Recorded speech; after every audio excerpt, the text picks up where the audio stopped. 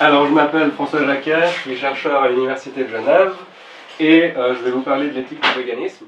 Dans le programme, c'était annoncé comme un café philo, mais j'aime plus les cafés philo. J'en ai fait quelques fois et j'en ai tiré une leçon, c'est que à chaque fois, ça partait dans tous les sens et on finissait par parler de tout sauf ce dont j'avais envie qu'on parle. Du coup, comme je peux imposer ce dont je veux parler, je fais une petite présentation de 45 minutes. Et après, le côté que j'aimais bien dans les cafés philo, c'est que c'était plutôt une discussion que juste des questions qui m'étaient adressées et auxquelles il fallait que je réponde. Donc si après ça se transforme en discussion, bah, c'est encore mieux. Mais l'idée, c'est de structurer un peu la chose avec une présentation. Alors, le contenu de la présentation sera le suivant. D'abord, je vais je vais examiner deux définitions du véganisme et défendre une de ces définitions. Je ne sais pas si vous connaissez un peu tout ça, mais en gros, il y a deux définitions qui s'affrontent. Selon une définition, le véganisme, c'est simplement un mode de vie, une manière de se comporter. Puis il y a une autre définition qui nous dit que le véganisme, c'est plus que ça, c'est une philosophie, c'est un genre de façon de voir la vie, un genre d'éthique un peu générale. Alors moi, je vais argumenter que c'est plutôt un comportement, et du coup, ça va poser la question, sur quelle philosophie le véganisme devrait s'appuyer. Et à mon avis, il devrait s'appuyer sur l'antispécisme, donc ensuite j'expliquerai ce que c'est que l'antispécisme. Et finalement, j'expliquerai quelles sont les relations entre l'antispécisme et le véganisme. Je pense que l'antispécisme implique une forme de véganisme et une forme assez souple, assez relaxe. Alors, qu'est-ce que le véganisme ? Selon la définition de l'édition 2013 du dictionnaire Hachette, c'est un mode de vie qui exclut toute utilisation de produits d'origine animale. Il y a deux aspects de cette définition qui peuvent être intéressants pour nous. Le premier, c'est est-ce que c'est seulement un mode de vie ? Ça, c'est ce que je disais en introduction, ou est-ce que c'est aussi une philosophie ? Et puis le deuxième, c'est est-ce que le véganisme exclut seulement l'utilisation de produits d'origine animale, ou est-ce qu'il exclut aussi d'autres comportements ? Alors, est-ce que c'est seulement un mode de vie ? Ça, c'est en tout cas pas l'avis de la Vegan Society qui nous dit que le véganisme est une philosophie et un mode de vie qui exclut toute forme d'exploitation des animaux et de cruauté à leur égard. Et l'antenne française de la Vegan Society ajoute que le véganisme est donc un concept moral qui se distingue du simple régime alimentaire qu'on appelle végétalisme.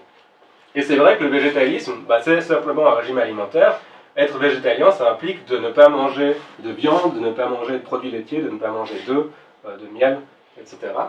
Mais par contre, on peut être végétalien et porter du cuir, porter de la laine, porter de la fourrure même. Ce qu'on ne peut pas faire si on est vegan. Si on est vegan, on n'achète rien de tout ça et on ne porte rien de tout ça, on n'utilise rien de tout ça. Est-ce que pour autant il faut dire que le véganisme est une philosophie ? Est-ce qu'il faut dire que c'est un concept moral ? À mon avis, non. Déjà, ce n'est pas une philosophie. Et la raison, elle est assez simple, c'est qu'il y a en fait plus ou moins autant de philosophies du véganisme qu'il y a de véganes. Si vous demandez aux gens pourquoi ils sont véganes, il y en a qui vont vous répondre qu'ils le sont par respect pour les animaux qui sont morts. Donc l'idée, ce sera par exemple de ne pas manger un morceau de viande par respect pour l'animal dont ce morceau de viande était la chair. Puis il y en a d'autres qui vont vous dire qu'ils sont véganes parce qu'ils essayent de faire diminuer la production de viande et à terme l'exploitation des animaux. Donc ça, c'est déjà deux raisons complètement différentes d'être végan. Puis après, il y a des gens qui sont véganes par respect strictement pour les animaux et d'autres qui sont véganes par respect de toute forme de vie. De nouveau, c'est deux raisons différentes d'être végan. Puis ensuite, il y a encore des véganes qui sont véganes parce qu'ils sont contre l'exploitation des animaux par principe. Puis il y en a d'autres qui sont véganes parce qu'ils sont contre l'exploitation des animaux quand elle nuit aux animaux, et ils pensent qu'elle nuit plus ou moins tout le temps aux animaux. Donc il y a vraiment plein de raisons comme ça d'être vegan, plein de philosophies derrière le véganisme, et ça veut dire que le véganisme lui-même, ça ne peut pas être une philosophie. Pour autant, on pourrait penser que c'est un concept moral. Ça, je trouve que c'est un peu bizarre parce que le véganisme, c'est pas un concept. Le concept de véganisme, c'est un concept, mais le véganisme lui-même, ce serait plutôt un principe moral. Par exemple, ça pourrait être le principe selon lequel c'est injuste de consommer des produits d'origine animale. Mais à mon avis, c'est même pas ça, parce que simplement, il y a des gens qui ne consomment aucun produit d'origine animale. Ces gens-là, intuitivement, on a envie de dire qu'ils sont véganes, et pourtant, ils considèrent que c'est une histoire de choix personnel. Donc ils vont vous dire, moi je ne consomme pas de produits d'origine animale, moi je suis végane, mais toi, si tu veux faire autrement, c'est libre à toi. Si le véganisme, c'était le principe selon lequel c'est injuste de consommer des produits d'origine animale, mais ces gens-là, ils ne seraient pas véganes, parce qu'eux, ils n'acceptent pas le principe selon lequel c'est injuste de consommer des produits d'origine animale, s'ils acceptaient ce principe, bah, ils penseraient pas seulement que c'est injuste quand... ils penseraient pas seulement que c'est injuste quand c'est eux qui le font, ils penseraient que c'est injuste quand tout le monde fait. Donc ils ne penseraient pas que eux le font et que chacun fait ce qu'il veut. Quand on considère qu'une pratique elle est injuste, le jugement il s'applique pas seulement à nous, il s'applique aussi aux autres. Donc si ces gens sont bien véganes, ça montre que le véganisme c'est pas le principe selon lequel c'est injuste de consommer des produits d'origine animale. Si c'est pas clair ou vous avez besoin d'une explication, vous m'interrompez, hein, pas de souci. Donc, en gros, le véganisme c'est simplement une manière de se comporter, et du coup on peut se demander quelle manière de se comporter exactement. Est-ce que c'est simplement éviter de consommer des produits d'origine animale, ou est-ce que c'est aussi éviter d'autres comportements? Selon la définition du dictionnaire Hachette, c'est seulement éviter de consommer des produits d'origine animale, mais il y a des contre-exemples apparents à cette idée. La chasse et la pêche, par exemple. Les chasseurs et les pêcheurs, bah, ils ne sont pas spécialement en train d'utiliser les produits d'origine animale. Simplement, ils tuent des chevreuils et des perches. Pareil pour la dératisation, un dératisateur, il ne va pas utiliser des produits d'origine animale, il élimine simplement des animaux qui sont considérés comme nuisibles. Et idem pour la corrida, le toréador, il n'utilise pas de produits d'origine animale, mais il torture et il tue un taureau. Intuitivement, on a envie de dire que ces pratiques-là, elles ne sont pas véganes, mais selon la définition du dictionnaire Hachette, elles sont véganes. Donc ça, c'est un problème pour cette définition. Tu ne veux pas dire l'inverse? Non. Selon le dictionnaire, qu'elles le sont. Elles sont véganes, ouais, mais nous, on a l'intuition qu'elles ne le sont pas. Ah, ok. Ouais. Donc selon le dictionnaire, elles le sont, nous, on a l'intuition qu'elles ne le sont pas, et donc c'est un problème pour la définition, parce qu'elle ne rend pas compte de cette intuition. Ce problème, la définition de la Vegan Society, elle ne le rencontre pas, puisqu'elle dit que le véganisme, c'est un mode de vie qui exclut toute forme d'exploitation et de cruauté à l'égard des animaux. Pourquoi elle ne rencontre pas ce problème? Parce que les chasseurs, les pêcheurs, ils font souffrir les animaux, et donc c'est une forme de cruauté, donc c'est pas vegan selon cette définition. Le dératisateur, il fait souffrir les rats, puisque le poison, c'est quelque chose qui fait souffrir les rats, donc c'est pas vegan selon cette définition, c'est de la cruauté. Et même chose pour la corrida. Donc ça, c'est plutôt un bon point avec la définition de la Vegan Society. Mais il y a quand même un problème super important, qui est que selon cette définition, la consommation des produits d'origine animale, elle est végane. Puisque les consommateurs de viande, les consommateurs de produits laitiers ou même de cuir, ils ne sont pas en train d'exploiter les animaux, et puis ils ne sont pas non plus en train de faire souffrir les animaux. Donc ils ne sont pas cruels, et ils n'exploitent pas les animaux. Et du coup, selon cette définition, ils sont véganes. C'est un peu contre-intuitif, mais ma foi, c'est le résultat. Ça, à mon avis, c'est un problème majeur, parce que s'il y a bien une pratique qui n'est pas végane, c'est la consommation de produits d'origine animale. Donc, à mon avis, ce problème, il est suffisamment important pour qu'on préfère la définition du dictionnaire Hachette, et qu'on dise que le véganisme, c'est le mode de vie qui consiste à exclure tout produit d'origine animale. Alors, on aura le problème que ces comportements seront véganes par définition. À mon avis, ce n'est pas un problème qui est tellement grave, si on se rappelle simplement que le véganisme, de toute façon, il ne résume pas toutes nos obligations à l'égard des animaux. Par exemple, si je me balade en forêt et que je trouve un lapin qui est blessé, c'est clair que j'ai l'obligation morale de l'aider. Mais si je ne l'aide pas, on ne va pas dire que je ne suis pas vegan pour autant. Ou encore un autre exemple, c'est assez probable qu'on ait l'obligation de donner une partie de notre revenu à des associations qui luttent pour les animaux. Mais si je ne le fais pas, on ne va pas dire que je ne suis pas vegan pour autant. Donc ça veut dire qu'on a des obligations comme ça, aider un animal dans la nature, donner de l'argent aux associations, que c'est des obligations qu'on a envers les animaux, mais qui ne relèvent pas du tout du véganisme, c'est assez indépendant du véganisme. Et du coup, c'est bien possible que l'obligation de ne pas chasser, de ne pas pêcher, de ne pas dératiser et de ne pas participer à des spectacles de corrida, ce soit aussi des obligations qu'on a envers les animaux, mais qui n'ont rien à voir avec le véganisme. Donc en soi, chasser, pêcher, dératiser et faire de la corrida, c'est vegan par définition, mais c'est pas très grave, parce que c'est interdit pour d'autres raisons. Donc voilà, je vais m'en tenir à cette définition du dictionnaire Hachette qui dit que le véganisme, c'est s'abstenir de tout produit d'origine animale. Si le véganisme n'est pas une philosophie, on peut s'interroger sur quels sont les arguments qu'on peut mobiliser en sa faveur. C'est un comportement, il y a peut-être des arguments qui vont nous dire que ce comportement, il est obligatoire. Voilà un argument qui montre ça. Très simple. Premièrement, toute pratique qui n'est pas indispensable, mais qui nuit aux animaux est injuste. Ça, c'est quelque chose que la plupart des gens acceptent. Si on leur demande est-ce que c'est ok de faire souffrir un animal alors que c'est pas nécessaire, ils vont vous dire bah non, c'est immoral. Mais la consommation de produits d'origine animale, elle n'est pas indispensable, et ça, les véganes en sont clairement la preuve, puisqu'on ne consomme pas de produits d'origine animale, et puis on n'est pas en mauvaise santé, on vit très bien.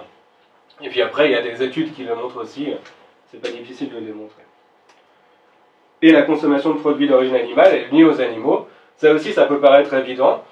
Il suffit de se renseigner un peu sur les conditions d'élevage, sur les conditions d'abattage, sur le nombre d'animaux qui sont exploités et tués chaque année. La plupart des gens peuvent reconnaître ça aussi. Conclusion, la consommation de produits d'origine animale, elle est injuste. Donc cet argument, il est super facile à expliquer. Moi, je trouve que toutes les prémices sont assez faciles à accepter. Il n'y a personne qui va vous dire ben oui, faire souffrir les animaux, c'est ok, même quand c'est pas indispensable. Ou personne va vous dire c'est indispensable alors que vous êtes en face de lui et que clairement vous êtes en bonne santé. Et puis personne va vous dire que ça ne nuit pas aux animaux de les exploiter et de les tuer de cette manière. Mais c'est qu'un argument. Nous, ce qu'on voulait, c'était plutôt une philosophie un peu générale, une éthique. Et à mon avis, la meilleure éthique sur laquelle le véganisme peut s'appuyer, c'est l'antispécisme. Et je dis pas ça au hasard comme ça parce que c'est ma philosophie préférée, je le dis parce que c'est vraiment la théorie qui est un peu consensuelle en éthique animale. Et du coup, ben, si le véganisme doit s'appuyer sur une théorie, autant qu'il s'appuie sur une théorie qui est bien acceptée dans le domaine. Alors je vais expliquer un peu ce que c'est que l'antispécisme. Une question qui a pas mal travaillé les philosophes, c'est de savoir qui sont les patients moraux.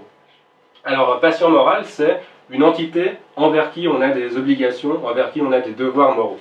En gros, c'est une entité qui a des droits moraux. Souvent, on oppose la notion de patient moral à celle d'agent moral. Un agent moral, c'est celui qui a des obligations morales, celui qui a des devoirs moraux. En principe, si vous êtes un agent moral, vous êtes aussi un patient moral. Parce que si vous avez des obligations, probablement que vous avez aussi des droits. Mais la relation inverse, elle n'est pas forcément vraie, puisqu'il y a des patients moraux qui ne sont pas des agents moraux. Donc il y a des individus qui ont des droits moraux, mais qui n'ont pas pour autant des devoirs moraux. Ça, c'est le cas par exemple des nouveau-nés. Clairement, si vous avez un nouveau-né en face de vous, ben, vous avez l'obligation de respecter son bien-être, mais lui, il n'a aucune obligation envers vous. Donc c'est un patient moral, mais ce n'est pas un agent moral. Et la question qui a intéressé les philosophes, c'est pas de savoir qui sont les agents moraux, mais c'est plus de savoir qui sont les patients moraux, envers qui on a des obligations morales, en gros, qui a des droits moraux. Et une ancienne théorie à ce sujet nous disait que tous et seuls les blancs sont des patients moraux. Donc on a des obligations envers les blancs, et on n'a pas d'obligations envers les autres. Et évidemment, cette théorie, c'est une forme de racisme, parce qu'elle discrimine sur la base de l'appartenance de race. C'est la race à laquelle vous appartenez qui va déterminer si oui ou non vous avez des droits moraux. Et ça, c'est pas acceptable du point de vue des antiracistes qui refusent de discriminer sur la base de la race. Les antiracistes, c'est des gens qui considèrent que l'appartenance de race n'est pas déterminante et pas pertinente pour savoir si vous avez des droits ou non. Ce qui était pratique avec le racisme blanc, c'est qu'on savait exactement envers qui on avait des obligations. Si vous faisiez partie de ce groupe-là, le groupe des Blancs, on avait des obligations envers vous, mais si vous n'étiez pas dans ce groupe-là, on n'avait pas d'obligations envers vous. Et du coup, si on rejette ce critère-là, ça veut dire qu'on va élargir la sphère de considération, on va élargir le groupe des patients moraux, le groupe des individus envers qui on aura des obligations. Et évidemment, ça pose la question, jusqu'où on va l'élargir? Qui on va inclure dans ce groupe-là? Puis la réponse qui a été plus ou moins acceptée par tout le monde, c'est l'anthropocentrisme. Et ça, c'est l'idée que le groupe des gens envers qui on a des obligations, c'est juste l'espèce humaine. Donc on a des obligations envers vous si vous êtes un membre de l'espèce humaine, puis si vous êtes un autre animal, on n'a pas d'obligation envers vous. C'est une forme de spécisme. Le spécisme, c'est la discrimination basée sur l'espèce. Donc, cette théorie, elle est spéciste parce qu'elle considère que c'est l'espèce à laquelle vous appartenez qui va déterminer si oui ou non vous avez des droits ou si oui ou non on a des obligations envers vous. Et c'est la raison pour laquelle les antispécistes considèrent que l'anthropocentrisme est faux, puisque les antispécistes considèrent que l'espèce à laquelle vous appartenez n'est pas pertinente pour savoir si, oui ou non, vous avez des droits. Alors, un petit argument antispéciste contre l'anthropocentrisme. Premièrement, si tous et seuls les humains étaient des patients moraux, c'est-à-dire si on avait des obligations envers tous les humains et seulement envers les humains, alors il devrait y avoir une différence moralement pertinente entre d'un côté tous les humains et de l'autre tous les animaux. C'est comme si je dis que j'ai des obligations envers Sam, mais pas envers Maria. Ben, il doit y avoir une différence entre Sam et Maria qui fait que j'ai des obligations qu'envers Sam. Et cette différence, il faut qu'elle soit moralement pertinente, qu'elle permette de justifier que j'ai des devoirs envers l'un, mais pas envers l'autre. Et c'est la même chose dans ce cas-là. Si j'ai des obligations envers les humains, mais que je n'ai pas d'obligations envers les animaux, ben ça veut dire qu'il y a une différence entre les humains et les animaux, et que cette différence, elle justifie que les uns aient des droits et pas les autres. J'espère que c'est assez intuitif. Enfin, moi, je trouve ça super intuitif. Ok. Le problème, c'est qu'il n'y a pas de différence moralement pertinente entre d'un côté tous les humains et de l'autre tous les animaux non humains. Et ça, en général, quand on dit ça, il y a tout de suite quelqu'un qui nous rétorque que, si, il y a plein de différences. Les humains, ils sont rationnels, ils sont capables de langage, ils ont la conscience de soi, etc. Le problème avec ces différences, c'est que ce n'est pas des différences entre d'un côté tous les humains et de l'autre tous les animaux. Parce que d'un côté, il y a des humains qui ne sont pas conscients d'eux-mêmes, par exemple. C'est vrai que la plupart des humains sont conscients d'eux-mêmes, mais il y en a aussi qui ne sont pas conscients d'eux-mêmes. Les nouveau-nés, certains handicapés mentaux, des personnes âgées très séniles. Et puis de l'autre côté, il y a des animaux qui sont conscients d'eux-mêmes. Les cochons sont conscients d'eux-mêmes, les grands singes aussi, les dauphins aussi, je crois. Donc ça montre que cette différence de conscience de soi, c'est aussi le cas pour la rationalité, c'est aussi le cas pour le langage. C'est pas une différence comme celle qu'on cherchait entre d'un côté tous les humains et de l'autre tous les animaux. Donc ça va pas faire le job que nous on voulait faire. Il y a une seule différence en fait entre tous les humains d'un côté et tous les animaux de l'autre, et cette différence c'est trivialement l'appartenance à l'espèce humaine. C'est clair que tous les humains font partie de l'espèce humaine, et c'est aussi clair qu'aucun animal non humain fait partie de l'espèce humaine. Et la question du coup c'est de savoir si cette différence-là, la différence d'appartenance à l'espèce humaine, elle peut être moralement pertinente. Est-ce qu'elle peut justifier que les humains aient des droits, mais pas les animaux? Et en fait c'est assez douteux qu'elle soit pertinente, simplement parce que c'est une différence purement biologique. Et en général on considère que les différences purement biologiques, qui n'ont rien à voir avec la psychologie des individus, avec le genre d'états mentaux qu'ils peuvent avoir, ces différences-là ne sont pas pertinentes. D'ailleurs, c'est la raison pour laquelle le racisme et le sexisme sont généralement considérés comme injustes, parce que la frontière de sexe est une différence purement biologique, et parce que la couleur de la peau est une différence purement biologique.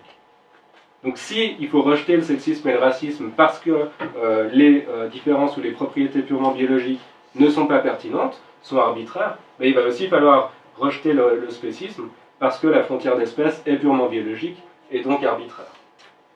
Donc pour résumer l'argument en faveur de cette deuxième prémisse, on a d'un côté des différences réelles, par exemple en intelligence, rationalité, conscience de soi, mais ce n'est pas des différences entre tous les humains et tous les animaux. Puis de l'autre côté, on a une différence entre tous les humains et tous les animaux, c'est l'appartenance à l'espèce humaine, mais cette différence-là, elle n'est pas moralement pertinente. Et du coup, le résultat, c'est qu'il n'y a pas de différence moralement pertinente entre tous les humains et tous les animaux.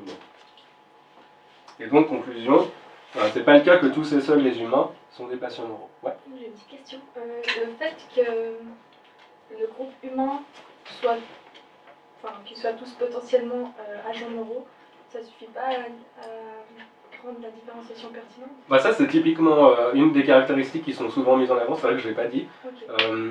Est-ce que c'est vraiment le cas que tous les humains sont potentiellement des agents moraux? Par exemple, il y a certains handicapés mentaux, on sait très bien qu'ils ne seront jamais des agents moraux. Où il y a si des personnes âgées très séniles, elles ont peut-être été un agent moral, mais elles ne le seront plus clairement plus. Ouais, du coup, ça reste potentiel. Ouais, ça reste potentiel, mais... il y a des gens qui ont... Par exemple, il y a quelqu'un récemment qui a écrit un papier où il dit ok, ces gens-là, ils n'ont pas le potentiel pour être des agents moraux, mais ils auraient pu être un agent moral. Peut-être c'est plus à ça que tu penses, quoi. Genre quelqu'un qui est profondément mentalement handicapé, c'est clair qu'il n'avait pas le potentiel, mais comme il fait partie de l'espèce humaine, on peut imaginer qu'il aurait pu s'il n'avait pas eu, je sais pas, la maladie qui l'a rendu incapable de jugements moraux, etc. C'est un peu ça l'idée. Ouais. Alors, par rapport aux animaux qui, eux, ouais, ne vont jamais vraiment se comporter comme des agents moraux. Ouais. Alors le problème avec ça, tu veux répondre?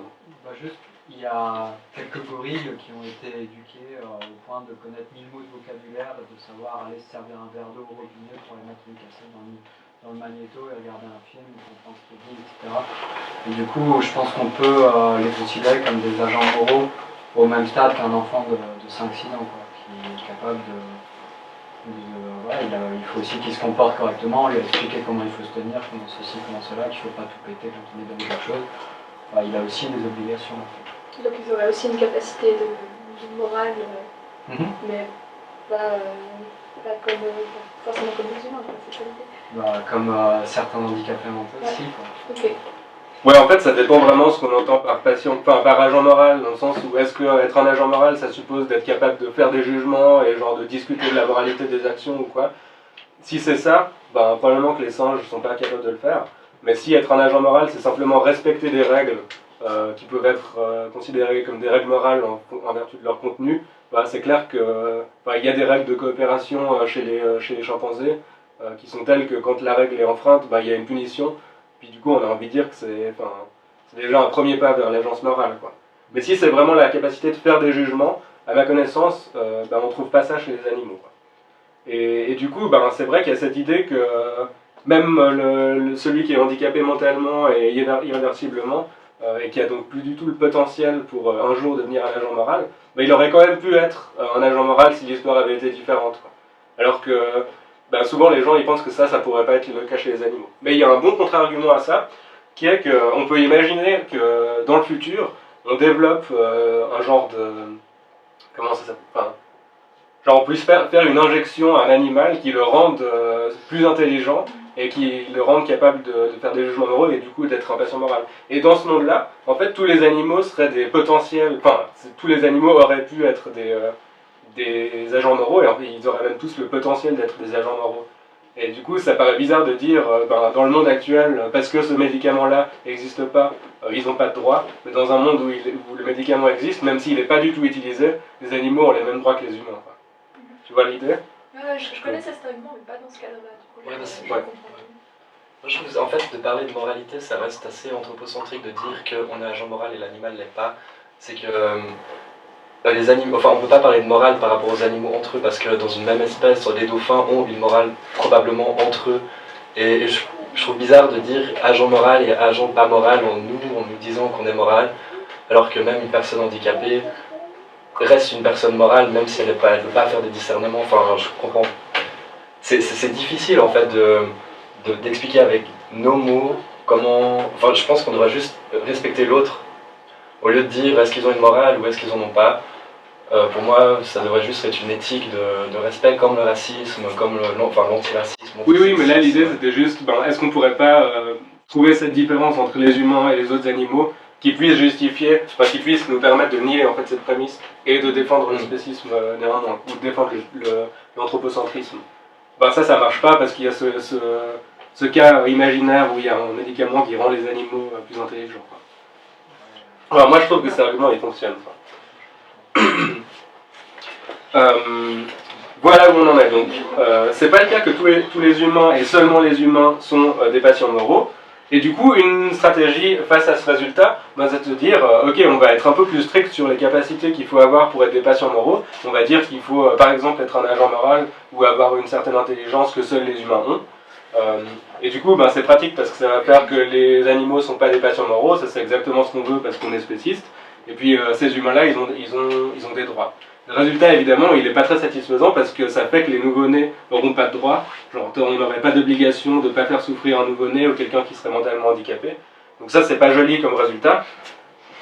La meilleure stratégie, c'est une fois de plus d'élargir la sphère de considération morale. Et du coup, ça va poser la question qui on inclut dans la nouvelle sphère, exactement comme avant. Et il y a 4 grandes réponses à cette question. La première, c'est le pathocentrisme. À mon avis, c'est aussi la meilleure. C'est l'idée que tous et seuls les êtres sentients sont des patients moraux. Donc sentient, ça veut dire qu'il est capable de ressentir des choses agréables ou désagréables. Ça peut être des sensations de plaisir ou de douleur, mais ça peut aussi être des émotions agréables ou désagréables, comme la peur, la joie, l'amusement ou la tristesse. Et l'idée, c'est qu'on a des obligations envers tous ceux qui sont capables de ressentir ce genre de choses, mais si un individu n'est pas capable de ressentir ce genre de choses, on n'a pas d'obligation envers lui. La deuxième réponse, c'est ce que j'appelle l'animalocentrisme. Ça n'existe pas vraiment, mais c'est un truc que j'ai trouvé parfois sur Internet, chez des véganes. Ça, c'est l'idée que tous et seuls les animaux sont des patients moraux. Donc on a des obligations envers tous les animaux et seulement envers les animaux. Humains et non humains. Pardon ? Humains et non humains. Les animaux humains et Oui, oui, humains et non humains. C'est vrai qu'il y a des fois où je dis animaux pour parler des animaux non humains. Enfin, j'espère que c'est évident. Mais... La troisième théorie, c'est le biocentrisme. Et ça, c'est l'idée qu'on a des obligations non seulement envers les animaux, mais aussi envers les autres êtres vivants. Par exemple, les salades ou les bactéries. Et puis l'écocentrisme, ça, c'est la thèse selon laquelle on a même des obligations envers des choses qui ne sont pas vivantes. Donc, ça va être par exemple des écosystèmes, des espèces, une jolie montagne, une forêt, ce genre d'objets. Selon l'égocentrisme, si je fais disparaître une espèce, c'est pas seulement mal parce que j'ai fait disparaître des individus et que j'ai nui à des animaux, c'est aussi mal parce que j'avais l'obligation envers l'espèce elle-même de la respecter et de ne pas la faire disparaître. Même chose avec un écosystème, si je perturbe un écosystème, c'est pas mal seulement parce que j'ai fait du mal aux individus qui étaient dans l'écosystème, c'est mal aussi parce que j'avais ce devoir envers l'écosystème lui-même de ne pas le perturber. J'ai dit que le pathocentrisme c'était ma théorie préférée, c'est aussi un peu la théorie préférée de tous les philosophes, enfin si on fait un sondage, et en particulier chez les antispécistes, plus ou moins tout le monde est pathocentriste. Il y a une personne qui est écocentriste, et c'est pas pour rien qu'elle est toute seule, c'est parce qu'elle s'est un peu rendu compte que sa théorie impliquait qu'il faudrait faire disparaître l'espèce humaine. Il n'y a pas grand monde qui ait envie d'accepter ça. Je vais quand même donner un... Tu voulais poser une question ? Non, disais-moi. Ah, ok. Bah, t'es tout seul. J'ai l'habitude. Je vais donner un petit argument contre l'animalocentrisme et ensuite un petit argument pour le pathocentrisme. Et après, j'espérais vous avoir convaincu. L'argument contre l'animalocentrisme, il ressemble énormément à l'argument qu'on a utilisé contre l'anthropocentrisme. La première prémisse, c'est que si tous et seuls les animaux étaient des patients moraux, donc si on avait de nouveau des obligations envers tous les animaux et seulement envers les animaux, bah, il devrait y avoir une différence entre tous les animaux, et je finis ma phrase et après je te laisse la parole, entre tous les animaux et tous les autres individus, et il faudrait que cette différence soit pertinente. C'est exactement la même chose qu'avant. Si j'ai une obligation envers Sam, mais pas envers Maria, il doit y avoir une différence entre Sam et Maria qui permet de justifier que l'un a un droit et l'autre pas. Ouais. Donc là, tu parles que des animaux non humains. Non, là c'est les animaux, tous les animaux, humains compris, ouais. T'as bien fait d'intervenir. Donc, bah ça j'espère que maintenant c'est accepté. Le problème c'est qu'il n'y a pas de différence moralement pertinente entre tous les animaux et tous les végétaux par exemple. Et ça tient en fait exactement à la même raison qu'on avait rencontrée avec l'anthropocentrisme, c'est que l'appartenance au règne animal, ben, c'est aussi une propriété purement biologique, comme l'appartenance à l'espèce humaine ou l'appartenance à la race blanche ou au sexe masculin. Puis on a vu que les propriétés purement biologiques, elles n'étaient pas moralement pertinentes. Du coup, quand tu parles d'animaux qui ne sont pas sentients, tu penses à quoi ? Bah, les animaux qui ne sont pas sentients, c'est par exemple les éponges. Il y a une discussion sur les insectes, on ne sait pas très bien si les insectes sont sentients, ça doit forcément dépendre des espèces. Mais pareil pour les mollusques, il y a très probablement plein d'espèces qui ne sont pas sentientes. Voilà. Conclusion, c'est pas le cas que tous et seuls les animaux sont des patients moraux. Donc l'animalocentrisme est faux. C'est peut-être parce que le pathocentrisme est vrai. Du coup, je vais donner un argument, et l'argument est un petit peu plus complexe, et c'est dommage, mais c'est comme ça. Je donne la structure générale, et ensuite je discute chacune des prémices. Premièrement, une entité a un patient moral si et seulement si il est possible de faire du mal ou du bien à cette entité. Deuxièmement, il est possible de faire du bien ou du mal à une entité si et seulement si cette entité est sentiente, si elle est capable de ressentir des choses agréables ou désagréables. Conclusion, une entité est un patient moral si et seulement si elle est sentiente. Et ça, c'est exactement ce qu'on veut, c'est le pathocentrisme. Bon, j'espère que la structure, c'est assez clair. Maintenant, je vais un peu entrer dans le détail des prémices. La première affirmation, en fait, elle est composée de deux affirmations un peu plus simples. C'est pour ça qu'il y a deux flèches. Il y a une affirmation dans ce sens, une affirmation dans ce sens. De gauche à droite, c'est 1.1. Une entité est un patient moral seulement si il est possible de lui faire du bien ou du mal. Ça, c'est assez intuitif. Un caillou, par exemple, c'est pas possible de lui faire du bien ou du mal, et du coup, on voit mal comment on pourrait avoir un devoir envers lui. On voit mal comment un caillou pourrait avoir des droits, puisque les cailloux, on ne peut pas leur faire du bien ou du mal. Puis de droite à gauche, s'il est possible de faire du mal à une entité, alors cette entité est un patient moral. Si vous prenez par exemple une souris, c'est possible de lui faire du bien ou du mal, et du coup, directement, vous avez une obligation à son égard, c'est de prendre en compte le bien ou le mal que vous pourriez lui faire. Donc, moi je trouve que tout ça c'est très intuitif, on pourra en discuter, mais ça me paraît pas mal. Deuxième prémisse, c'est un peu la même chose, il y a une affirmation de gauche à droite, une autre de droite à gauche, qu'on peut décomposer en 2.1 et 2.2. D'une part, il est possible de faire du mal à une entité seulement si cette entité est capable de ressentir des choses agréables ou désagréables. De nouveau, c'est très intuitif, on voit mal comment on pourrait faire du mal ou du bien à une entité qui n'est pas capable de ressentir quoi que ce soit. De nouveau, je finis, et puis, mais j'ai vu. Et par exemple, un caillou, on ne peut pas lui faire Un caillou, il n'est pas capable de ressentir quoi que ce soit, et du coup, immédiatement, on voit qu'on ne peut pas lui faire du bien ou du mal. Je finis juste et je te donne la parole. Deuxième affirmation, si une entité est sentiente, capable de ressentir des choses, alors il est possible de lui faire du bien ou du mal. Et de nouveau, c'est très intuitif. Une souris, elle est sentiente, elle est capable de ressentir du plaisir ou de la douleur, et du coup, on peut lui faire du bien en lui procurant du plaisir, et on peut lui faire du mal en lui causant de la douleur. Donc, voilà l'argument entier, je vous laisse la place et question. Ouais, ça dépend. Enfin, faire du mal, c'est pas très clair, parce que tu parlais d'écosystème tout à l'heure. Ouais. Ça veut dire que détruire un écosystème, c'est lui faire du mal. En quoi ce serait lui faire du mal? Moi, je sais pas, faire du mal, c'est un peu subjectif, non? Justement, faire du mal, moi j'ai aussi l'impression que c'est subjectif dans le sens où il faut qu'il y ait un sujet auquel on fait du mal. Donc il faut quelque part que ça te fasse quelque chose, Si ça la manière dont on le traite. Pardon? Si ça nuit, ça fait pas du mal. Oui, on peut dire que si ça te nuit, ça te fait du mal, mais est-ce que l'écosystème il a une subjectivité qui fait que ça peut vraiment lui nuire, quoi? C'est ça un peu la question. Et il semble que pour que ça puisse te faire quelque chose, ce qui t'arrive, il faut que tu sois sentiente, quoi. Mais qui c'est qui juge de cet aspect de sentient? Parce qu'ensemble, là, avant, vous disiez les éponges et puis les mollusques, on estime que c'est pas sentient parce que simplement ils n'arrivent pas à l'exprimer ou que nous, on n'arrive pas à ressentir l'expression de cette douleur ou de ce malaise. Mais je me permets de faire l'avocat du diable, mais vous êtes qui pour juger comme ça? Ah, mais moi je juge rien. Ces mots-là ne sont pas sentients. Parce que il n'y a pas de preuves scientifiques qui sont sentients ou pas sentients. Moi je pense qu'un mollusque, si on balance dans l'eau bouillante, il souffre tout autant que vous et moi. Après vous avez pas jugé de ça, moi, il me semble. Moi je suis pas scientifique, donc c'est pas à moi de juger. Oui, Par contre, si je veux savoir, je vais me tourner vers les scientifiques. Et les irréfutables. Moi je trouve que c'est quand même grave. Il y a, à certains moments, on nage un peu en eau trouble, et puis il y a des cas où on est un peu plus sûr, quoi, c'est clair. Moi je suis d'accord avec vous, si on veut savoir, il faut se tourner vers les scientifiques. Parfois les scientifiques ils nous disent sur ça on est sûr, et parfois vous nous dites, mais le pathocentrisme c'est ce à quoi on veut arriver, c'est qui moi?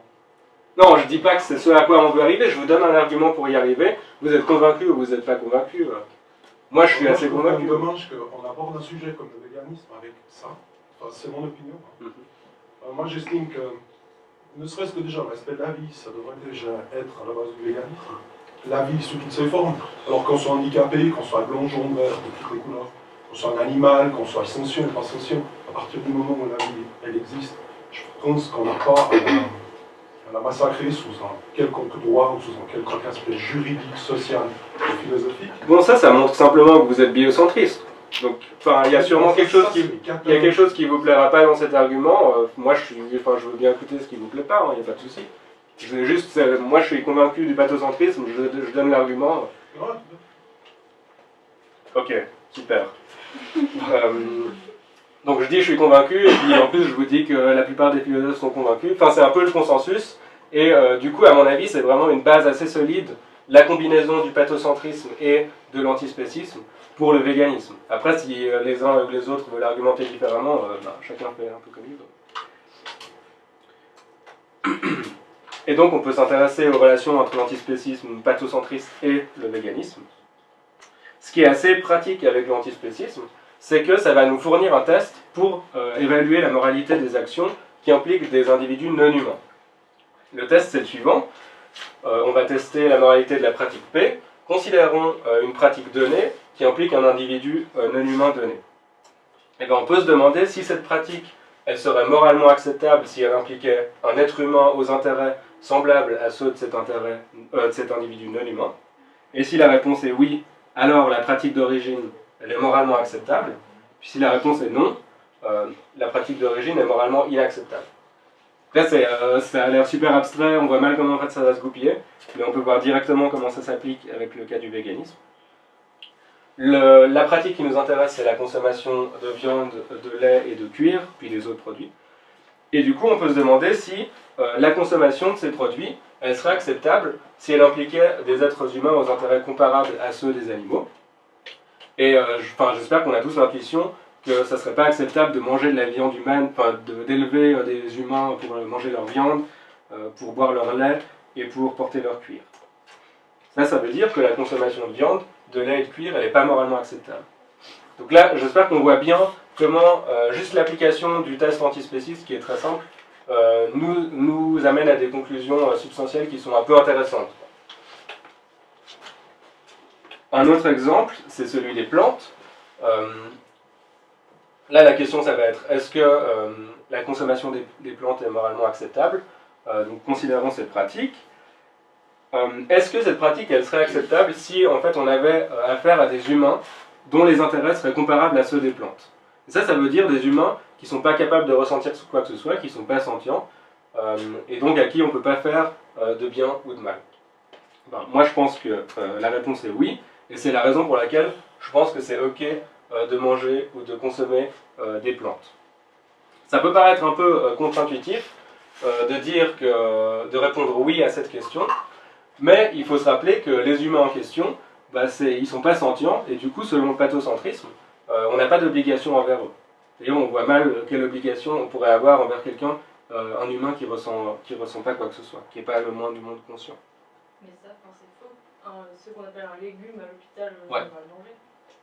Je pense que c'est une autre implication intéressante de l'antispécisme que de dire, si lui on peut pas le manger mais que les plantes on peut les manger, il doit y avoir de nouveau une différence entre les deux, quoi. Et qu'est-ce que ça va pouvoir être? Si tu demandes ça à quelqu'un qui est spéciste, il va immédiatement te dire, la différence c'est que le légume humain il est humain, quoi. Mais tu peux pas le dire si tu es antispéciste, ça. Donc c'est pas moral de considérer cette personne. Disons que tu vas devoir choisir entre dire que c'est mal de manger des plantes et c'est mal de manger des légumes humains, ou alors de dire que en principe ça serait pas mauvais de le faire. Après en pratique c'est clair que ça va être mauvais pour des raisons un peu indépendantes de ça, ça va être mauvais parce que ça pourrait faire de la peine à ses proches ou ce genre de considération. Mais ça peut pas être mauvais pour lui, parce que lui tu peux pas lui faire du bien ou du mal. Alors, une précision quand même. Donc là, la conclusion pour le moment de l'argument antispéciste, c'est que c'est une mauvaise chose de consommer des produits d'origine animale, en tout cas en principe en général. Et du coup, c'est intéressant de se demander, on a cette obligation envers les animaux de ne pas consommer de produits d'origine animale, mais envers quel animal on a l'obligation en fait? Par exemple, pour un morceau de viande, envers quel animal j'ai l'obligation de ne pas manger ce morceau de viande? Une réponse, ça serait de dire l'animal lui-même, l'animal qui est mort. Donc si je ne dois pas manger ce morceau de veau, c'est parce que ça serait irrespectueux du veau dont ce morceau de chair était la chair. Et ça, c'est pas compatible avec le pathocentrisme, simplement parce que le veau, il est mort, il ressent plus quoi que ce soit, et donc c'est plus un patient moral. Si c'est plus un patient moral, j'ai plus d'obligation envers lui, et je ne peux pas avoir l'obligation de le respecter en ne le mangeant pas. Une deuxième réponse possible, ça serait de dire, cette obligation-là envers les proches de l'animal, par exemple envers la vache qui était la maman du veau, elle est encore vivante, elle est encore sentiente, elle ressent des choses, donc c'est un patient moral. En principe, je pourrais avoir cette obligation envers elle. Mais de nouveau, c'est un peu bizarre de dire ça, parce que pour que j'ai cette obligation envers la vache, il faudrait au moins que ça lui fasse du mal que je mange le veau. Et on voit mal comment ça pourrait faire du mal à la vache que je mange le veau, puisque probablement qu'elle ne sera pas au courant, elle a probablement même pas la préférence qu'on ne mange pas son veau. C'est clair que la vache, elle avait la préférence qu'on ne la sépare pas de son veau, elle avait peut-être même la préférence qu'on ne tue pas son veau, mais une fois qu'il est mort, elle n'a probablement pas du tout de préférence sur le fait qu'on le mange ou pas. Donc moi je pense que cette réponse-là, elle n'est pas satisfaisante non plus. À mon avis, la bonne réponse, c'est de dire, si on a l'obligation de ne pas consommer de viande, c'est parce que ça va avoir un effet sur l'exploitation des animaux. L'idée très simple, c'est que si je consomme pas de viande, puis qu'on est plein à pas consommer de viande, on fait baisser la demande de produits d'origine animale, et puis ça fait baisser, ça fait diminuer l'exploitation des animaux. Donc en fait, c'est envers les animaux du futur, si on veut, qu'on a l'obligation de ne pas manger de viande. Donc, moralement, est-ce que si je renverse une biche en voiture, est-ce que je peux la manger? Ben, moi, enfin, si elle est morte, Oui, elle est plus sentiente, et du coup, tu fais mal à personne en la mangeant, ouais. Ok, ouais. Mhm. Oui, donc c'est vrai, C'était le problème, moi, des fois, je me demandais, est-ce que s'il y a déjà un animal mort, qu'est-ce qu'on fait en fait? Est-ce qu'on doit laisser pourrir ou est-ce que de se dire qu'on utilise sa peau, qu'on utilise ça, est-ce qu'il y a un problème? Ben, moi, je considère qu'il n'y a pas de problème, puisque tu fais de mal à personne. Sauf si ça entretient l'idée que c'est consommable. Ben, disons, si t'es... Si on est dans un monde. Là, ça dépend vraiment du contexte, quoi. C'est ça. Ouais, si t'es tout seul. Si t'es tout seul, ça va pas entretenir l'idée. Si t'es en face de quelqu'un qui sait pas faire ce genre de distinction un peu... c'est quand même un peu basique de dire ben, je vais le manger parce que ça fait de mal à personne. Parce que tu vois, si t'as en face de toi que des gens qui sont capables de comprendre ça, ben, ça va pas entretenir l'idée que les animaux sont là pour nos besoins, quoi. Après, si les gens que t'as en face de toi ils comprennent pas très bien, peut-être qu'il faut pas leur donner de mauvais exemple. Ouais. Surtout l'histoire de renverser un animal quand ça mène à plein de dérives. Il y a des gens qui vont faire exprès de renverser. Non mais je...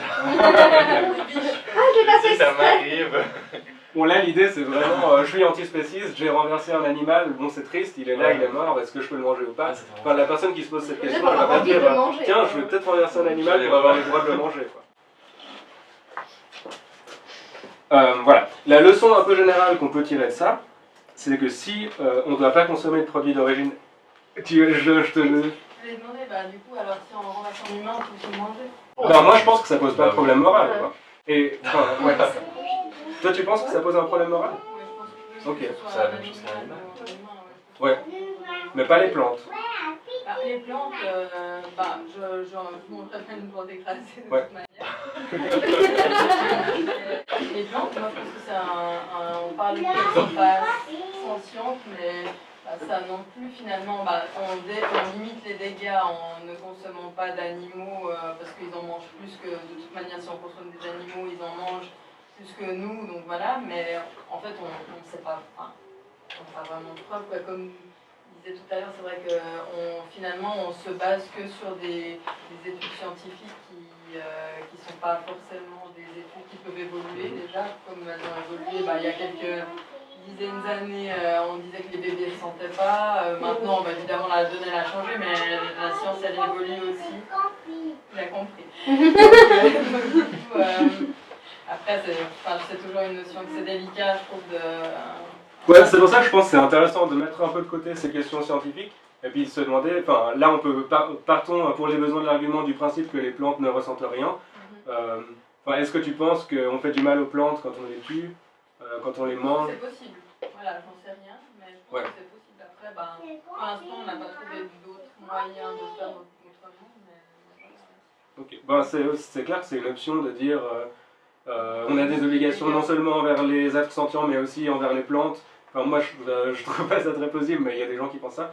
Mais après c'est aller encore plus loin de dire on a même des obligations envers les êtres qui sont plus vivants, quoi. Du genre une plante morte, un animal mort ou un humain mort. Ouais, je pense que, en tout cas pour les plantes, ou ce genre de choses, je rejoins quand même la vie où l'être humain, on dit toujours qu'on sait tout, et puis finalement, qui on est finalement pour à chaque fois dire que tel et tel ne ressent pas, tel et tel ressent, finalement c'est tout ça, et c'est très, très vague. Et Mais t'es quand même d'accord qu'une fois qu'on est mort, on ressent plus rien. Ah, ça oui, mais par Ok. contre, Ouais, parce que là, c'est ça, ça amène beaucoup de dérives. Enfin, moi, j'ai tout de suite, quand on m'a parlé d'animaux shootés, j'ai tout de suite pensé à des gens qui feraient exprès de le faire, parce que finalement, à un moment donné, il y a beaucoup de vices aussi. Puis il y a ouais, mais tu t'imagines la psychologie bizarre de la personne qui se dit j'ai envie de manger un animal, je vais plutôt le shooter en voiture que d'aller en acheter dans un supermarché. Ouais, je vais attendre qu'il me dise ça. Ouais, je me méfie un peu de la logique. C'est effectivement très bizarre, mais je me méfie des trucs. Si jamais c'est un randonneur, Mais après, je pense, comme il disait avant, c'est juste une question de respect. Je pense qu'il faut respecter la nature, il faut respecter les plantes. Quand tu vois une belle fleur, tu vas pas la casser comme ça. Mais pour te nourrir, il faut quand même pas oublier qu'on a besoin de manger. Donc si on mange pas d'animaux, on mange pas de plantes, on mange pas de graines, enfin qu'est-ce que tu manges? Non, c'est pour ça que je disais que Enfin, il pour l'instant, faut... on n'a pas trouvé de faire Ouais, il y a obligé de faire mieux, mais voilà, enfin après... Il faut respecter, mais je pense qu'on a quand même enfin, les vaches mangent de l'herbe et elles font de mal à personne. Enfin, tu vois, quand un tigre tue une vache, tu sens la souffrance de l'animal, enfin, il la met à mort. Il y a quand même je vois quand même une différence entre les deux. Je suis assez d'accord.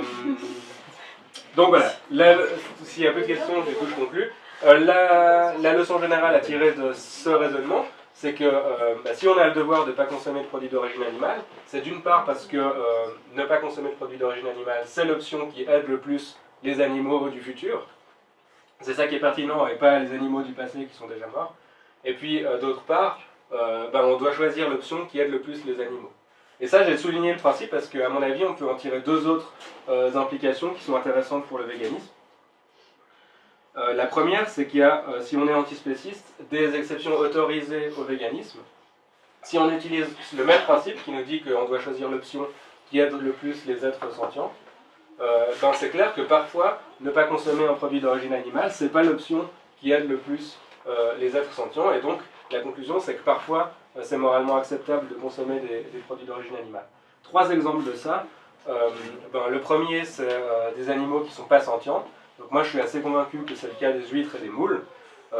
On peut ne pas être d'accord, mais si c'était le cas, en tout cas, ça ne serait pas une mauvaise chose d'en consommer. Un autre exemple, c'est celui de... vous êtes au restaurant, vous commandez une pizza, vous demandez au serveur qu'il n'y ait pas de fromage dessus, et puis il y a une erreur en cuisine, il vous amène la pizza avec du fromage. Enfin, qu'est-ce que vous allez faire? La renvoyer en cuisine pour qu'elle soit jetée ou la manger? Clairement, il n'y a pas une des deux options qui aide le plus les animaux. Donc, si tu refuses, tu montres que c'est important et tu peux montrer que c'est important en lui disant que tu n'es pas content qu'il t'ait apporté le truc. C'est pas clair que tu seras plus efficace en renvoyant en plus la pizza en cuisine. À mon avis, en faisant ça, tu montres juste que tu es un peu rigide sur ton principe. Ça dépend comment tu expliques. La personne ouais, qui mais sert, tu peux elle aussi peut très bien s'en lui foutre expliquer. totalement, quoi. Puis dire elle fait chier, puis c'est tout, mais ça va peut-être pas changer son... Oui. D'un coup, qu'elle se dise, ah mais oui, c'est vrai, c'est injuste ce qu'on fait aux animaux, et puis... Non, c'est clair. Ouais, je pense qu'il y a de toute façon ce truc-là où c'est peut-être un peu naïf de penser que tu vas faire réfléchir la personne en lui disant quelque chose. C'est pas ça que je mais veux même dire, si... mais je... ouais. Ouais, non, je comprends. Ouais. Je dirais que si t'en as 15 d'affilée qui lui ramènent la pizza et que le gars il doit jeter tout et qu'il doit tout refaire 15 fois d'affilée, il va se dire putain je vais faire gaffe aux véganes maintenant quand il me dit... Bon, je pense qu'ils ont pas 15 véganes d'affilée. Enfin... Ouais, mais tu fais la ouais, dans un monde différent où tout le monde serait vegan, enfin où presque tout le monde serait vegan, il faudrait peut-être le faire. Par exemple, j'aurais mieux commencer avant, non? Le truc, c'est que ça dépend vraiment dans quel type de monde t'es. Si t'es dans un monde où t'es le seul vegan qui va venir de la journée, l'idée qu'il va garder de toi, c'est que t'es un peu le mec qui fait chier. Si t'es le seul vegan, t'as aucune raison de militer, tu convaincras personne. Tu vas parler aux gens et tout, t'es le seul, non? Oui, non, mais je dis si t'es le seul client vegan de la journée, ce qui risque quand même d'être le cas dans la situation actuelle, probablement que tu vas pas avoir un super effet en lui disant non, j'en veux pas, mettez-la à la poubelle. Quoi.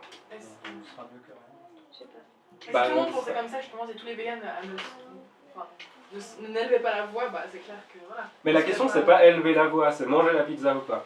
Moi, je trouve que si tu as vraiment envie d'être sûr que tu as le meilleur effet possible, tu peux peut-être expliquer très gentiment au serveur que ça t'embête vraiment qu'il t'ait apporté cette pizza, mais il comprendra bien que toi-même, tu es conscient que ça sert à rien de pas la manger et de la foutre à la poubelle, et que du coup, c'est pour cette raison que tu la manges, même si tu es vraiment antispéciste.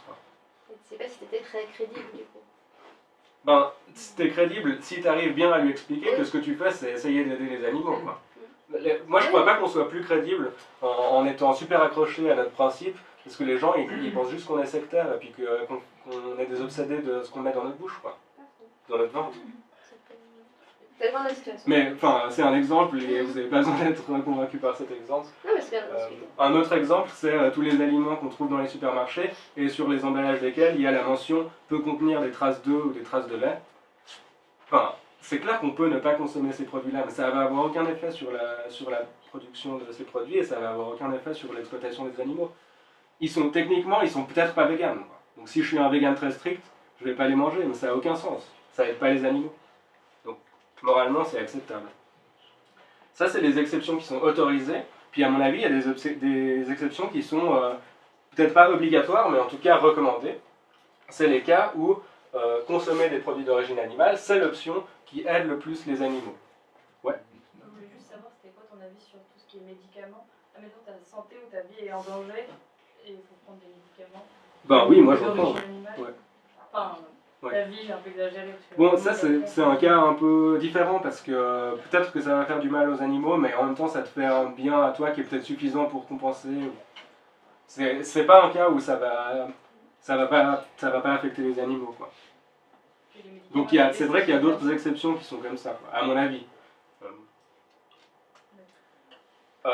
Donc les exceptions obligatoires, 3 exemples de cas où ça va plus aider les animaux de consommer un produit d'origine animale. Il y a un exemple qui est un peu plus une expérience de pensée qu'un exemple réel qu'on trouve sur internet. C'est quelqu'un vous propose de vous donner 100 000 francs si vous mangez un steak. Vous pouvez prendre les 100 000 francs, manger le steak, les donner à une association qui aide les animaux, ou refuser de manger le steak. Clairement, l'option qui va le plus aider les animaux, c'est de manger le steak. Donc, dans ce cas-là, vous avez l'obligation, du point de vue antispéciste, de manger le steak. Un autre exemple, parce que ça c'est un exemple purement imaginaire qui nous arrivera probablement jamais. Un autre exemple, c'est un militant anglais qui donne aussi... Ouais, je te donne la parole juste après. On a déjà parlé de cette histoire de Oui, on en a déjà parlé. Ouais. Mais si par exemple, ça je crois que je t'avais pas dit, mais si par exemple du coup on te proposait pour le million, si on se dit antispéciste, que du coup on utilise, on estime que les animaux non humains ont les mêmes droits que les animaux, enfin que tout le monde a les mêmes droits, du coup est-ce qu'on accepterait je sais pas moi, dépecer quelqu'un, donc on prendrait aussi quelqu'un qui est mort comme le steak finalement, de dépecer quelqu'un un être humain pour de l'argent ou faire de rien comme truc. Bah, mais... Ça, c'est une autopsie, hein. C'est une autopsie, hein. Ça se fait. Oui, après c'est contre de l'argent, enfin dans le sens où une autopsie normalement elle n'a pas lieu, hein. Enfin, à moins qu'il y ait eu une enquête ou quelque chose. Pour prouver quelque chose. Oui, mais est-ce que toi tu ferais une autopsie? Enfin, après c'est une question qui peut se poser. Hein. Franchement, je sais pas. J'ai aucune idée. Comment je réagis. Bon là la question c'est vraiment sur la consommation du produit d'origine animale, donc la bonne analogie ça serait, on te propose 100 000 francs pour manger un steak humain, est-ce que tu vas le faire? Moi je pense que tu as clairement l'obligation de le faire. C'est clair que ça sera peut-être un peu désagréable psychologiquement, etc. Mais en même temps avec tout le bien que tu peux faire avec 100 000 balles... Enfin, tu vois, si le principe de... Je comprends bien le principe, mais après je me dis quelqu'un qui accepte finalement tout, c'est ce que je te disais, mais c'était plus difficile à exprimer sur Facebook, mais c'est ce qui me semblait, c'est que... Et en fait, je me disais que finalement, quand à force de tout le temps faire des exceptions, des choses comme ça, ou te mettre de côté, ou mettre de côté tes convictions pour quelque chose, finalement, tu pouvais aussi choisir, mais c'est ce que je te disais, après c'était effectivement toujours du si, de faire autre chose avec le million, quoi. Finalement, si tu es quelqu'un d'aussi manipulable, on va dire entre guillemets, moi ça me semble, je sais pas, il me semble qu'il faut une droiture quand même à un moment, et fixer des limites assez strictes pour pouvoir, parce qu'après j'ai l'impression que on s'autorise ça, puis finalement après on devient, J'ai l'impression que ça dépend vachement de ce que tu appelles ta conviction, quoi. Tu vois, si ta conviction c'est qu'il faut pas manger ce truc-là, c'est clair que tu fais une exception, quoi. Mais si ta conviction c'est qu'il faut choisir l'option qui aide le plus les animaux, t'es pas du tout en train de faire une exception, quoi. Tu te tiens juste à ton principe. Pardon. C'est quelqu'un, genre un millionnaire qui sait pas quoi faire de son argent. C'est vraiment un cas hypothétique. Moi je trouve que c'est vachement intéressant. Donc aujourd'hui, moi je suis millionnaire, je demande à quelqu'un de buter un noir, un juif, un handicapé ou qui que ce soit, parce qu'avec ces millions on peut faire quelque chose. Ah mais moi je dis pas que... C'est bien pour les noirs, pour les juifs ou pour les handicapés, on a qu'à flinguer quelqu'un. Moi je dis pas que le millionnaire c'est quelqu'un de bien, vous pouvez très bien penser que c'est quelqu'un de tout à fait immoral, simplement il vous propose ça, quoi. Donc après vous avez un choix. Oui, mais ça fait pas avancer, moi je milite pour la cause végane, j'essaye de militer pour la cause végane. Je vois pas ce que vous nous racontez ce soir fait avancer pour la cause végane. Les exceptions autorisées par rapport à quoi? Et moralement, sur quelle base? Parce qu'il n'y a pas de livre. La base morale, c'est tout ce que j'ai expliqué pendant la conférence. Oui, mais ça c'est personnel. C'est pas seulement personnel, il y a des arguments. La morale, la philo-morale, c'est aussi des arguments, quoi. C'est comme les autres domaines de la philo, quoi. Après, si vous n'êtes pas sensible aux arguments, je peux pas faire grand-chose pour vous, quoi. C'est pas que la politique, parce que vous faites souci quand même. Mais ça va, c'est toi qui n'as pas compris. Non, Et donne un exemple, imagine si quelqu'un donne 100 000.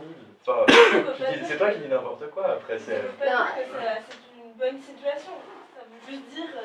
Ouais, mais alors là, je rejoins Audrey, donc avec ici, on fait le monde, je reprends le truc. Ben, c'est un cas imaginaire. C'est de la philosophie. J'ai admis que c'était un cas imaginaire. Maintenant, je vais vous parler d'un cas réel, puisqu'apparemment vous n'êtes pas convaincu par les cas imaginaires. C'est pour réfléchir. Un cas réel, politique intéressant pour vous. C'est un militant anglais qui nous explique que pour s'infiltrer dans un labo qui faisait de l'expérimentation animale, bah, il devait se construire une couverture, il ne pouvait pas laisser transparaître qu'il était militant pour la cause animale.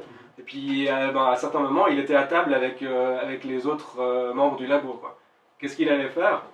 Il fallait soit manger de la viande et continuer à investiguer, soit ne pas manger de la viande, mais c'était clair qu'il allait se faire exclure, quoi.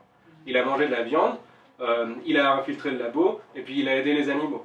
Donc pour moi, ça c'est un bon exemple d'un cas où on a fait une exception au régime vegan, au nom du principe selon lequel il faut faire ce qui aide le plus les animaux, et puis, à mon avis, il avait l'obligation de le faire, quoi. Ouais. Mais c'est pas un utilitariste? Ben, pour moi, j'essaye de pas trop charger la discussion de ces débats entre utilitaristes et déontologistes.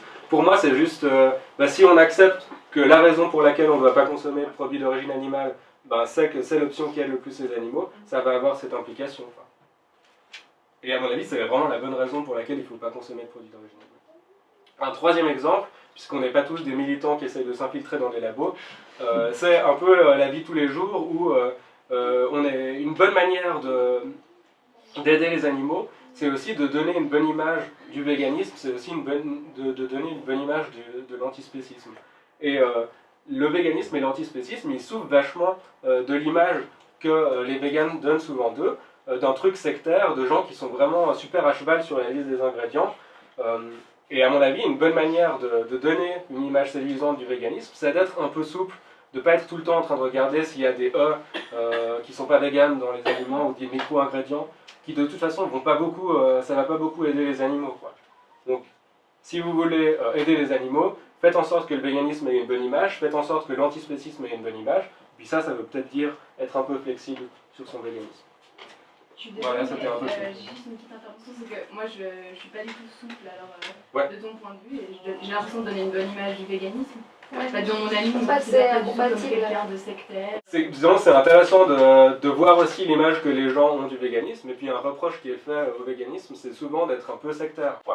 C'est souvent d'être un peu... Enfin, dans le sens de logique, d'aller au bout de ces idées et d'affirmer ce qu'on pense dans nos pratiques, je pense que c'est assez essentiel. Tu me dis que c'est logique, mais là, moi, l'argument que j'ai donné, il est logique. Si la bonne raison d'être vegan, c'est que c'est l'option qui aide le plus les animaux, peut-être qu'il faut être vegan flexible si c'est ça l'option qui aide le plus les animaux. Oui, mais est-ce que ça, c'est de la logique. Est-ce que ça aide vraiment plus les animaux? Parce que moi, je pense que d'affirmer simplement que pour toi, il va falloir faire peut-être une exception dans le dîner, puis il va peut-être falloir acheter quelque chose d'autre. Je pense que, mais je pense qu'au final, je veux dire, les gens intègrent ça et ils te perçoivent plus du tout comme la petite chieuse qui fait chier avec son régime bizarre, là. Et après, au final, ça va inspirer d'autres personnes, et c'est ce que je perçois aujourd'hui dans la vie de tous les jours, hein. C'est que ça a un impact sur les gens que je côtoie, et qui eux-mêmes réfléchissent après à leurs actions. Et j'ai l'impression que ça fait aussi un effet et c'est un bénéfice aussi pour les animaux. Je dis vraiment pas que ça a aucun effet positif, etc. Mais cet effet, est-ce que tu l'aurais pas aussi si tu étais un peu plus flexible? Moi, je suis sûr que tu l'aurais aussi. Et par contre, au niveau de la société...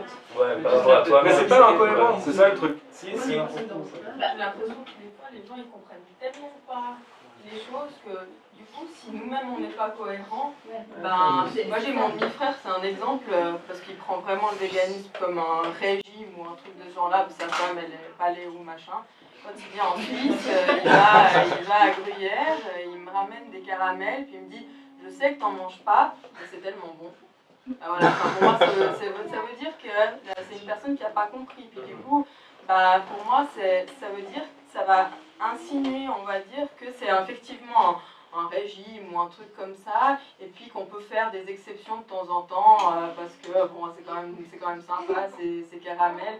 Et puis, pour moi, c'est ce dont j'ai peur si finalement on se montre comme des gens qui sont pas très à cheval ou comme ça, c'est qu'au final, que justement ça soit plus pris comme un mode de vie alimentaire ou comme ça que pour une philosophie réelle, quoi. C'est ça qui me gêne, moi. T'as jamais fait d'exception auprès de ton frère, et est-ce que ça a changé quelque chose pour lui? J'ai absolument jamais fait. Et pour autant, il continue à pas comprendre. Donc en fait, finalement, non, il comprend pas. Si t'avais mangé une fois un de ces caramels, est-ce qu'il aurait plus ou moins compris? On ne sait pas en fait. Si ça se trouve, ce serait pas pire.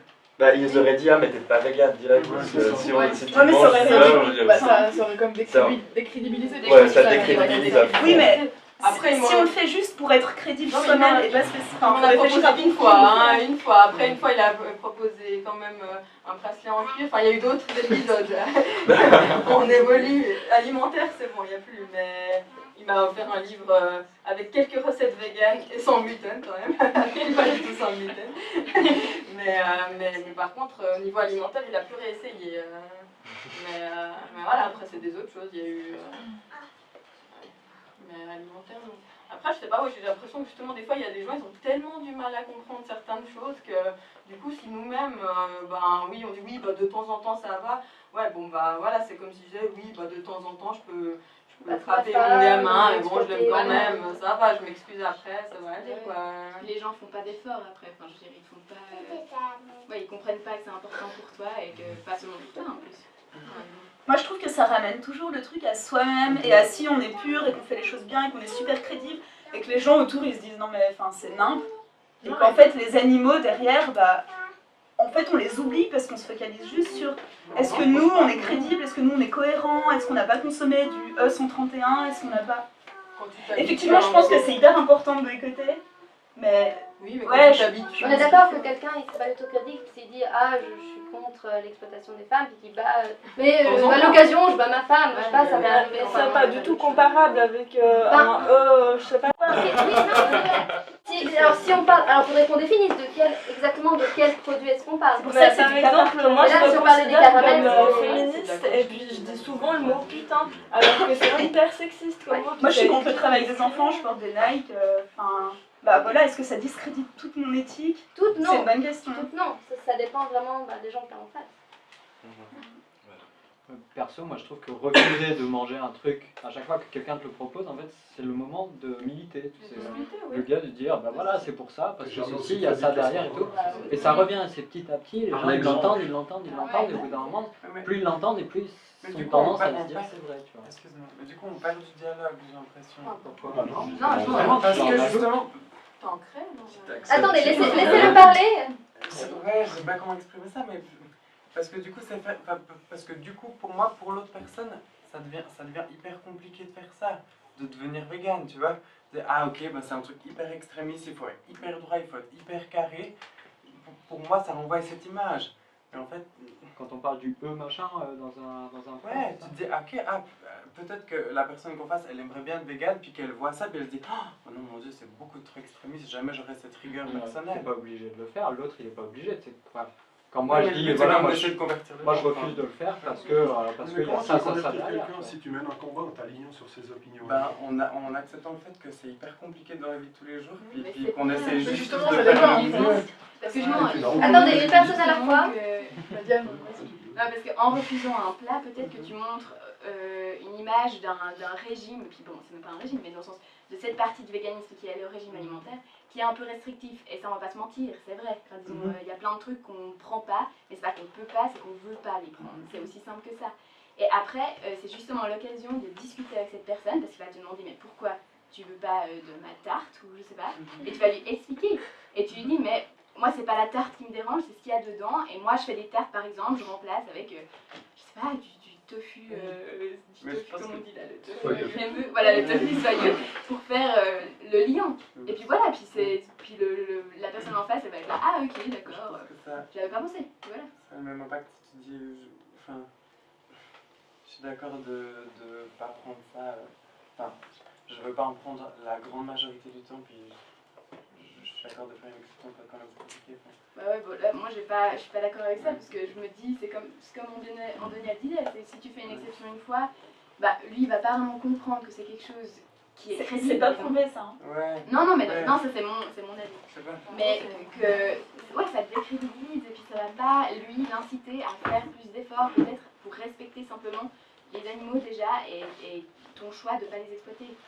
En plus, c'est pas compliqué de boycotter les produits d'origine animale. Enfin, Oui, je trouve que c'est issu de l'exploitation. Mais non, parce que si on pense vraiment à l'éthique et puis à pas se focaliser sur nos petits problèmes du quotidien, d'aller tout dans un rayon que dans un autre, c'est vraiment des problèmes minimes comparés à ce que vivent les animaux. Maintenant, il y a tellement de labels, il y a tellement de trucs qui sont offerts à la maison. Ça permet d'être aussi facile. Non, mais ouais, c'est hyper facile, franchement. Et je pense à un aspect aussi qui est important, t'as dit c'est trop compliqué, mais je pense qu'il faut arrêter de prendre les gens pour des idiots. Effectivement, il y a des gens pour qui c'est plus compliqué, mais ils sont pas stupides. Ils peuvent comprendre. Je pense qu'on est toujours dans l'optique, on va parler à quelqu'un qui a un mur et qui comprend pas, qui ne veut pas comprendre, mais même si pour la première fois, la deuxième fois, la troisième fois, ça ne rentre pas, à force, comme le disait Yannick, c'est quelque chose qui est là, qui commence à rentrer. On est des animaux sociaux, donc forcément qu'avec de plus en plus de personnes qui représentent ces idées, ça change. Et comme je dis, les gens ne sont pas stupides. Mais en fait, le truc c'est que pour moi, en fait, toute cette éthique qu'il y a autour du véganisme, c'est vraiment un truc qui est hyper intellectuel, qui est vraiment, qui est finalement dur à comprendre pour n'importe qui. Regardez ce qu'on vient d'apprendre. Pour moi, j'ai pas. Mais t'inquiète, on n'est pas tous d'accord avec ça.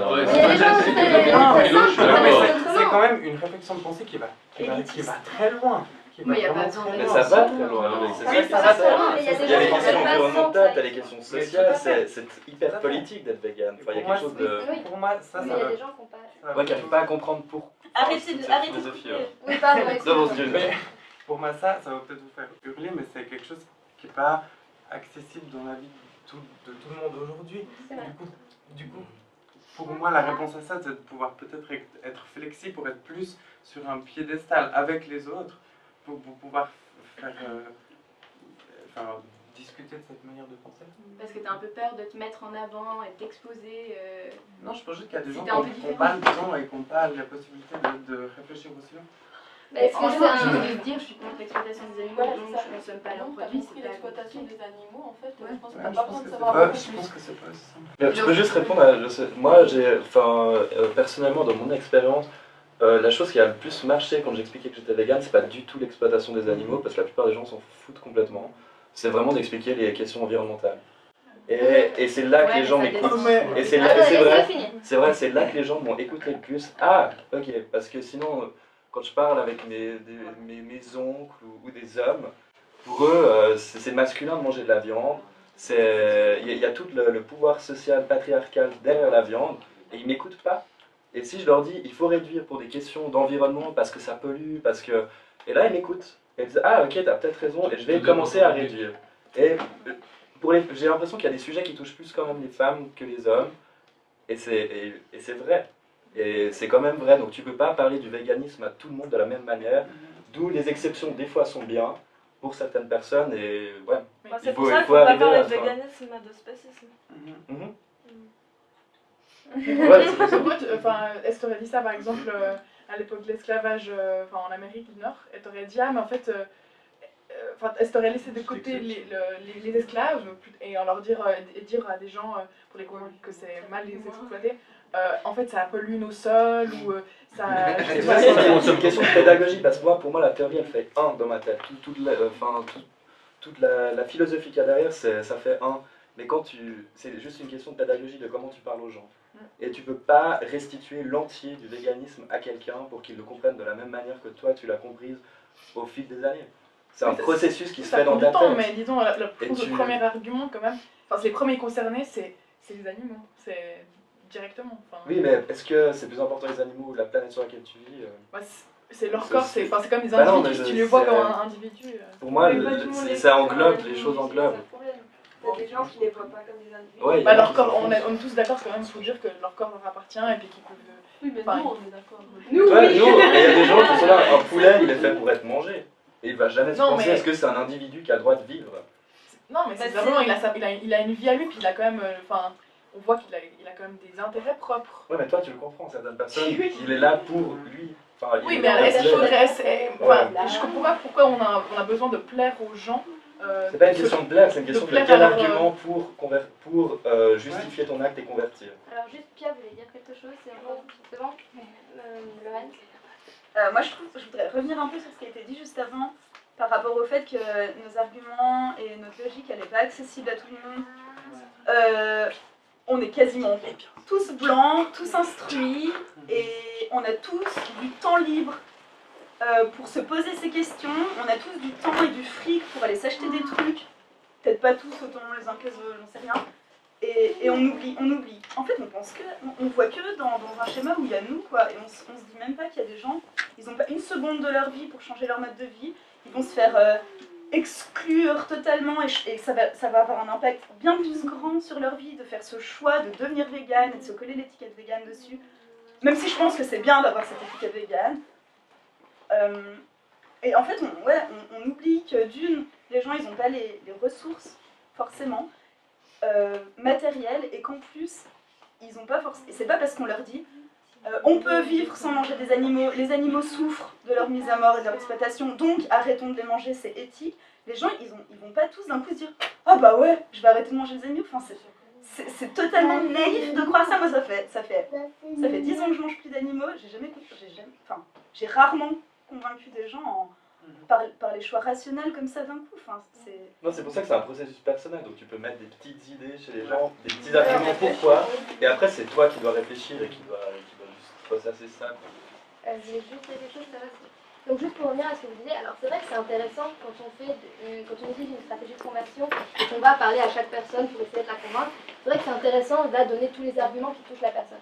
En revanche, si on veut vraiment faire une évolution de société, je pense que c'est d'en passer par un argument qui est indestructible. Parce que si la consommation de produits animaux n'était plus un problème écologique, bah voilà, ce serait plus un problème et on le ferait.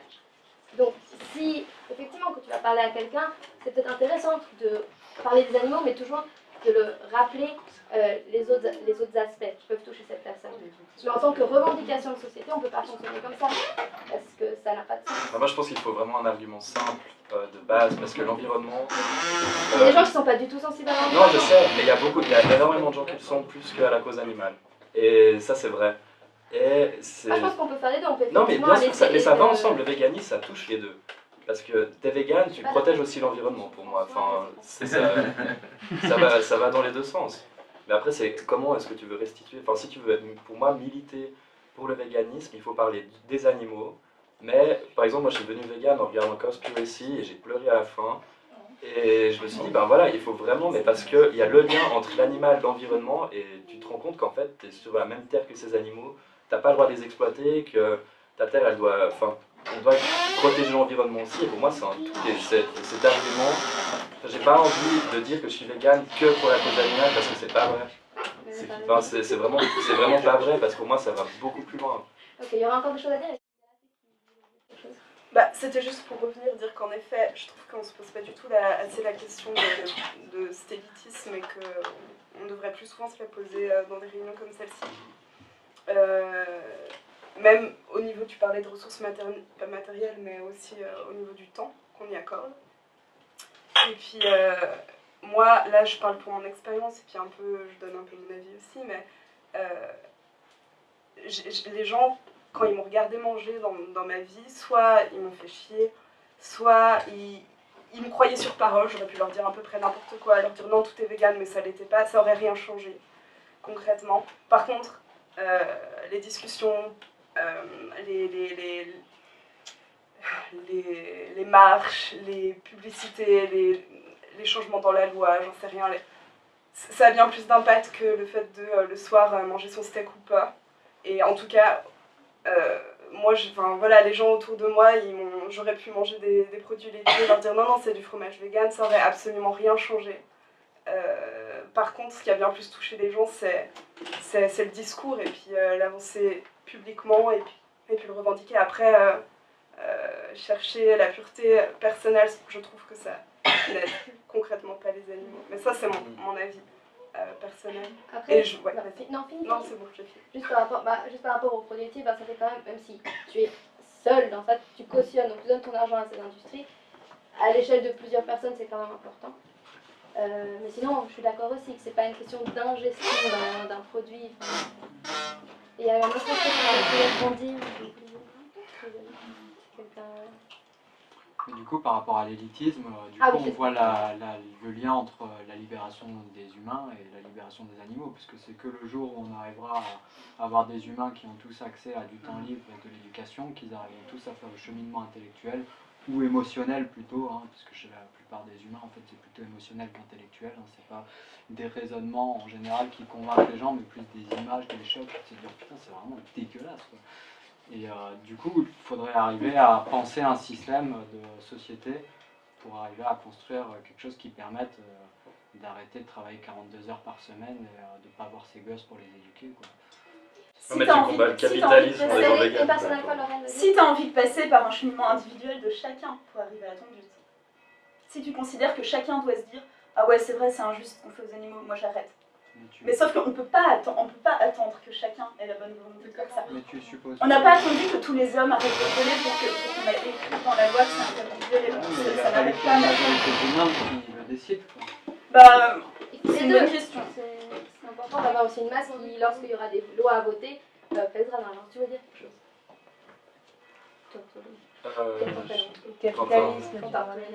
Oui, quand on parle, pour moi, être vegan, ça va tellement loin, c'est que c'est aussi c'est aller contre le système actuel. Donc oui, c'est aller contre les 42 heures, oui, c'est aller contre la surconsommation, oui, c'est aller contre les lobbyistes, oui, c'est aller contre tout ça. Donc pour moi, il y a vraiment je vois ça comme une sorte de mouvement, plus que pas du tout comme un régime, mais une sorte de mouvement intellectuel où il y a tellement de matière. Ça, c'est pas du véganisme, c'est de l'égalitarisme. Dans les termes de la définition, tu peux pas dire que... Non mais je suis vegan, genre t'es vegan par rapport à plein d'idées, mais être vegan, c'est aussi un acte politique. Ça va beaucoup plus loin. Quand tu lis ces théories ou quand tu lis sur les philosophies sur le véganisme, tu dis qu'il faut aller plus loin que juste protester. Donc il faut en discuter, il faudrait écrire des idées là-dessus. Et si tu veux changer la société, si tu veux changer la manière de comment les gens consomment, il faut aussi leur proposer autre chose. Donc tu dois battre McDonald's, tu dois battre le fast-food, tu dois combattre contre toutes ces choses. Ça va partout. Donc il y a pas. Pour moi, il faut être de plus en plus de monde, mais il faut aller se battre sur plein de fronts différents.